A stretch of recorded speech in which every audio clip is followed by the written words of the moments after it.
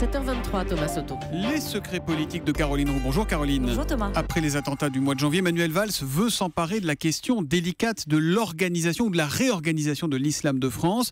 L'information politique, Caroline, c'est que le Premier ministre veut aller très vite sur le sujet. Très vite, puisqu'il veut pouvoir faire des annonces dans les semaines qui viennent. Il a demandé au ministre de l'Intérieur de lancer des consultations dès la semaine prochaine, des philosophes, des imams, des musulmans pratiquants de la société civile. Les pistes de travail sont calées. Comment réformer le Conseil français du culte musulman pour en faire une autorité de référence?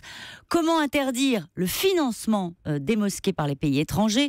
Comment et où former les imams? Mais là où le sujet, Thomas, devient assez délicat, c'est quand le Premier ministre m'explique qu'il va falloir accompagner l'élaboration d'une doctrine, car la doctrine de référence aujourd'hui, selon lui, eh bien, elle est virtuelle et elle prospère sans cadre sur Internet. Manuel Valls imagine... Il veut une ligne officielle de l'islam en France. Il imagine en fait un dialogue et un travail de réflexion avec des pays arabes qui veulent eux aussi, naturellement, défendre un islam modéré. Pour lui, de toute façon, l'ennemi, il est désigné, il est clair, il le dit. Ce sont les frères musulmans et les salafistes. Emmanuel Valls est déterminé à sortir d'un discours mou et convenu sur ce sujet. Alors, tout ce travail doit se passer dans le cadre quand même de la loi de 1905 et le Premier ministre convient, ce sera vraiment sur le fil. Oui, il va falloir avancer avec prudence avec les musulmans de France. Il ne faut pas les braquer non plus. Vous avez raison. Les stigmatiser. Exactement. Et d'ailleurs, l'idée, c'est de les associer pour leur dire qu'ils sont aussi les premières victimes de cet islam radical. Ce qu'il dira à la droite, Manuel Valls le sait déjà, le Premier ministre pense que sur ces sujets-là, un travail en commun est possible et nécessaire.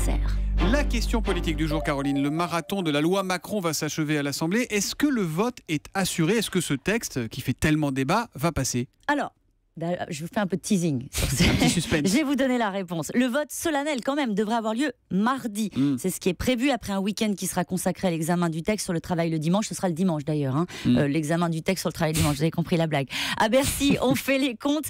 Emmanuel Macron dit que rien n'est fait. En revanche, à Matignon, le ton est plus tranquille pour expliquer en gros que le vote est acquis. Je peux vous dire, en tout cas ce matin, que dans les deux cas, ce n'est certainement pas l'inquiétude qui domine. Donc le texte va passer. Voilà, c'est la réponse.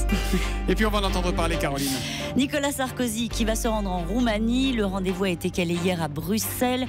Le patron de l'UMP veut évoquer les moyens de coopération en matière d'immigration avec ce pays. Il se rendra aussi en Espagne le mois prochain. L'international, c'est le seul moyen de sauvegarder tant bien que mal son statut d'ancien président. Les secrets politiques de Caroline Roux tous les matins à 7h25 sur Europe 1. Caroline qui revient lundi. À lundi. D'accord ? Oui, Parfait. on est d'accord là-dessus.